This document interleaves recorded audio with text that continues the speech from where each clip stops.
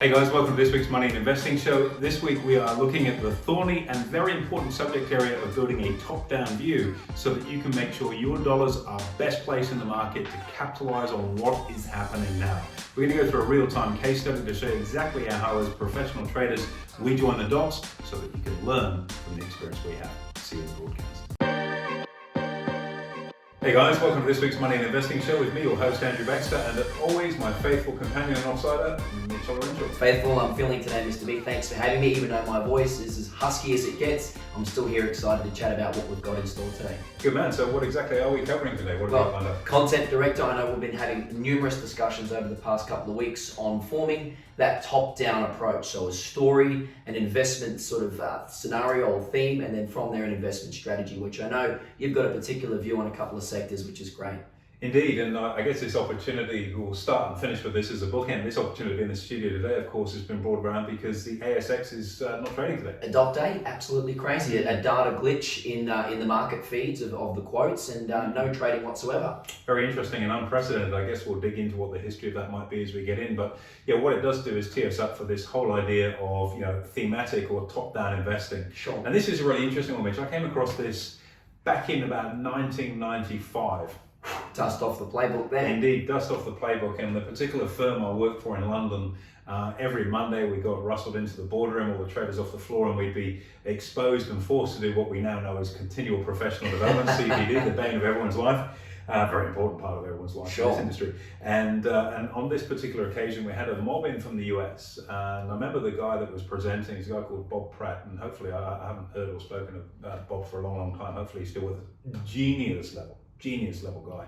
But the business he worked for was a company called the Williams Inference Center. And what they used to look at is a theme or a trend of what's going on in the market. And then they would go away and come back with a portfolio thesis of stocks or sectors specifically to invest in to capitalize on that. And I'll give you an idea of just how ahead of the curve they were. This is back in 1995, and they were calling for the introduction of retail derivatives, which turned out to be CFDs. Before CFDs were invented, there were spread bets at the time, and they picked it absolutely early, a couple of years early, to get positioned for that. Very, very smart operators. So that was my sort of first introduction to thematic top-down investing. Nice. Other than what I sort of studied at uni, and seeing it done firsthand was quite something. So that leads us to today. Yeah, what we're looking for with thematic investing is a concept, something that's going on, a piece of chunky news, and then a series of thought processes around it to come up with the best place to trade. It's kind of hard to explain that top-down approach, so maybe some practical examples might put it in perspective. Any ideas? Okay, let's go through a couple that we've done over the years. Some people would remember when we had the horse flu, the equine flu outbreak here in Australia. And what we actually did, obviously, equine flu means no horses being moved around for horse racing. So what we actually did, we put on a short trade on stocks like Tabcorp, because a big chunk of their revenue comes from horse racing. Of course. Great trade. So here's a piece of news, no horse racing. Okay, rather than sit back and go, what are we going to do with our life? Let's find a stock that's not going to perform on the back of it. Bang, in we go, big profits banked. And that's a very simple cause and effect form of investing. Another one more broadly and more recently perhaps would be COVID. All of a sudden, no ability to travel for work, no need to do face-to-face meetings, and boom, up comes Zoom. And that's another example of using video conferencing instead of face-to-face. And the share price obviously has just gone ballistic this year on the back of that. So just to reframe that and ask some questions, so it kind of starts with the big picture, COVID-19, then the theme, so staying at home being the theme, and then stocks that would profit from that being Zoom. So it's kind of that top-down to like more a funnel. specific. Yeah, so makes total sense. News item, sector, stock. Okay, well, one that's... This is not easy. I know this is not easy, but I'm saying a really good practical example that we've been talking about for really specifically the last 4 weeks, we mentioned it in one of our podcasts, was cybersecurity. And today's market data glitch stresses all the more importance of that. So let's talk a bit about cybersecurity as a top-down trade. Yeah, look, everyone's been locked at home, getting bored, including cyber criminals. Let's face it, that's the reality. So, if you're of that ilk and you're someone that's got you're in a criminal enterprise, you're always looking at ways of generating new business, I would guess. Just as legitimate business is always looking at ways to strategize and get more online to make sure they don't get caught up in the lack of COVID normal operating conditions. Forward-looking, right? Forward-looking. And so, these guys are smart operators. And so the instance of cyber crime, it's been on quite a significant tick up. I mean, we just recently went through quite a substantial upgrade in all of our cyber security for this reason. Because ransomware or malware, just to explain what they are for people. So ransomware is where somebody gets into your system and effectively shuts it down. And there's a good example of this, like it was a Montreal bus service. We've got an associate within our business who's got a family associate that's employed in that space. And somebody hacked into their system and hijacked it and said, right, no pay for anybody and no bus timetabling on an accurate basis, not that buses run on time anyway, and everything that goes around that, and you're not getting your system back until you've paid us a chunk of dough. And that's an example of ransomware where someone's gone in, locked you out of your system and said, you don't get your business back until you pay us. And could that have happened today on the ASX? We're not exactly sure what's to unfold. They're still investigating. Is that a potential? Look, I think there's probably maybe not something as significant as that. Well, let's hope not. But we're seeing a global spike up in this. Sure. In this kind of malware where people try and get in and derail your business. And ASX is obviously an extremely data-heavy business where you've got by tick pricing moving around on thousands of financial instruments real time. So there's a huge dependency on robust and accurate data, not just to facilitate your business, but to promote an orderly and fair market, which is the reason why investors get involved in regulated exchanges versus unregulated things, because there is a degree of order to it and robustness and pricing accuracy, and all of a sudden if that rug gets pulled, that's a huge question mark over the veracity and integrity of your business. That's not calling into question ASX, but it is a major reason why people invest in regulated markets to avoid this kind of issue, perhaps. Sure. So maybe someone's gone in and hacked, or there's been maybe it's just a genuine glitch in the data. Who knows? But it seems to be a very, very. I can count on like less than a hand, probably a couple of fingers, the number of times in my career when these sorts of things have happened. Obviously, the September 11 attacks and the impact that had, and the reason for that was. Because of the location of the World Trade Center, the New York Board of Trade is effectively almost underneath that. It's actually in World Trade Center 4 or 5, I think it's just across the road, but it's within rubble falling distance. Sure. And obviously Wall Street being 150, 200 meters away, there was a very immediate need to shut down the financial hub of New York at the time. So there's one example. I think Hurricane Sandy. That's right. Yeah. Hurricane Sandy was another one. We had a couple of days closed 2 days, markets. Yeah. Looking domestically here in Australia, it's a pretty rare occurrence. I think 2011, which is when Tricom or Stonebridge failed to settle on trades. Sure. But the market was still open for a few hours at the end of that day to squeeze through trade and settlement. It was pre-market. They shut it down for about 4 hours. There was a halt from memory. There you go. 2016, there was a halt as well for a couple of hours, I believe, as well. But it's all small stuff. For a whole day, mate, it's big. It's big. So there's more to it than that, and so I guess we'll wait to see what comes out. And by the time this podcast goes to air, this is not going to be breaking news, and it's going to be out there. But this is the sort of immediacy of reaction. We've stepped off the trading floor. We've come in the studio. Let's kick our ideas around, as we do when it comes to generating trade ideas. Anyway, just not here in the studio. We'll sit in the boardroom and shape it up. But this is a sort of live evolution of taking real-time news and turning it into dollars. Sure. I guess that really does stress the importance of cybersecurity, because if this is a potential security threat from a hack, I mean, you can't help but think this is a brand new growing sector that we really like. So, for example, why do you think cybersecurity is so important, number one? I know we've touched on how important it is, but why? And number two, what kind of exposure can you get to it? Is it through stocks or ETFs? Okay, so most businesses now, obviously not just because of COVID, but just with the evolution of what's gone on, are in either paper-free or attempted paper-free. I know it'd be nice to be paper-free. See the bill from Officeworks every week and you realise that it's not paper-free. But the reality is a lot of companies, their core information is online. You go back to the early days as a stockbroker, you'd have had a Rolodex on your desk with all your client numbers in, or a spreadsheet or a binder with it all written down. Now everything is in CRM, data management software. So your data is encrypted and protected, and that's to stop your employees walking off with your database, but it's also to meet the stringent requirements now on data privacy, because the laws on that are pretty strict. So your whole architecture of your business is effectively stored digitally somewhere on the cloud. And let's face it, companies like Dropbox, again, a great performer, and we use their services, is about as encrypted as you can have, so it's pretty safe. But nonetheless, they still that information is very, very valuable, especially in a business like ours where you're dealing with money. It's extremely important. So that ability to get all your data off of a spreadsheet or a bit of paper and into the cloud is the way forward. However, what that's now done is open the door to a more wholesale form of crime to be able to attack that data as it's loaded up there. So it's very, very important for companies to be able to protect themselves from that.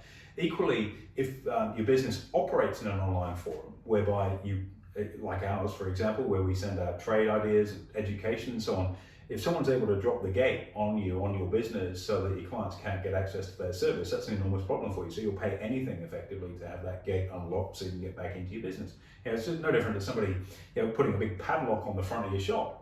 No customers are coming in, there's no business, and you say, look, give me $20, I'll take the padlock off. Effectively, it's the same thing, albeit it won't be $20 and it's online. Sure. So, the way that business has evolved has meant that the nature of that sort of standover tactic has evolved too. So finding an antidote for that really then does open the door for investment opportunities for technology that specializes in being the antidote for that. And I mentioned earlier Dropbox, very good example of that. We use Dropbox, and I think it's a phenomenal way of being able to offsite your data to keep it safe. You don't have a data recovery center; it's all over the world on the cloud now. You can get it from anywhere. And things like Time Machine for Mac, where you can go back through on a by-second basis and restore backups of what you actually want. The technology's evolved amazingly in that sort of backup space. From the old days where you put a USB on or a disk in and record your stuff into there. So it's amazing. A disk? What's a disk? Let's not go there. This is before your time. So, that side of it's there.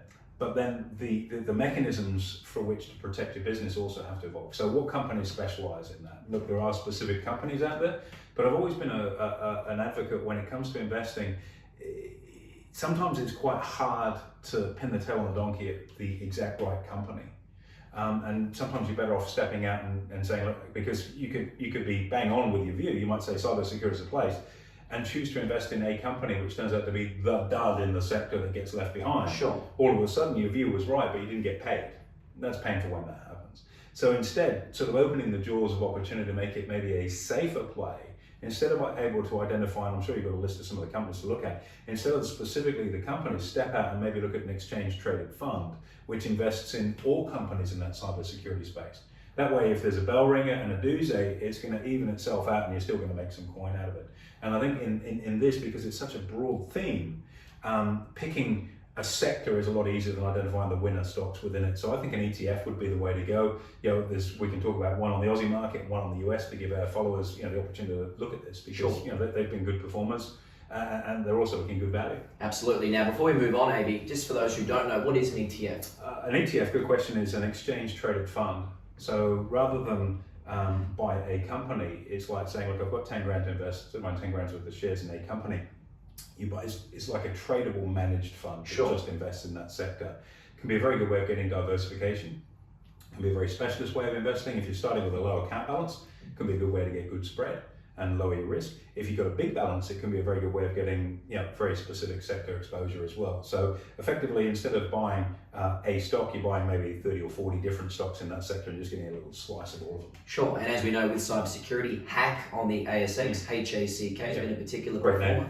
You're exactly right. And then the US rival of that, Cyber, which we've spoken about before, CIBR, they're up 20% year to date and about 80% over the last 5 years. So great performing stocks. Looking more domestically here, some of the better performing companies, Whitehawk, WHK, they're up about 850% year to date. Another one, TNT, that's up 130% for the year. Big numbers. This is almost Afterpay-like performance. Look, it is, and for our listeners, you'd be forgiven to think that you're getting to the dance a bit late and it's all over. The reality is, this is just starting.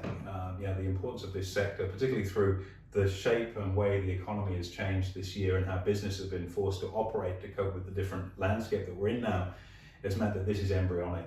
To my mind, as I say, I'm quite conservative, so I'd be more inclined to take the exchange traded fund, just purely and simply so I'm not a one-trick pony in one or two stocks. That said, you're not going out on the limb, so the fruit's not as prevalent, so it might be a little bit of a lower kind of return, but probably a safer way of getting there.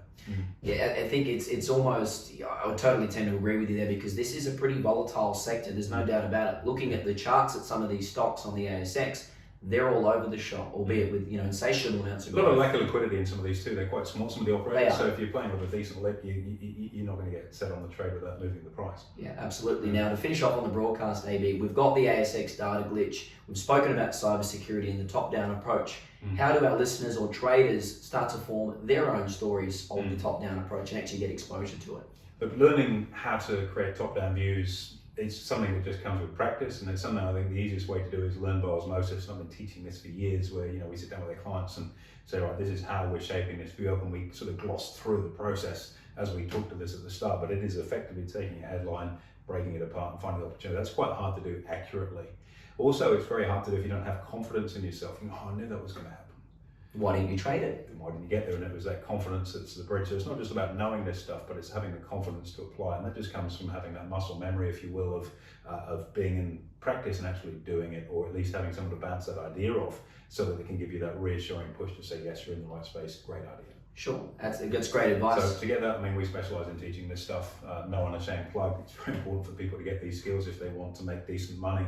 And look, people say, I've got to manage fund. I'm sure they're exposed to it. Understand that most managed funds actually underperform the index. They don't even outperform the index, let alone outperform the index on top, which is what we're seeking to do with this kind of strategy. Absolutely. There's such good information in there, and it really does stress the importance of being across your fundamental analysis, because ultimately you're an economist. I'm young in this game as well. I'm super hungry, and we live for this stuff, information, and finding those little gems amidst the haystack, the needle in the haystack. Needle in the haystack, absolutely, and that's really what it's all about. They don't come along all the time. You can't make a career out of this, but when they come along, you've got to jump on them. You go, man, it's a great trade.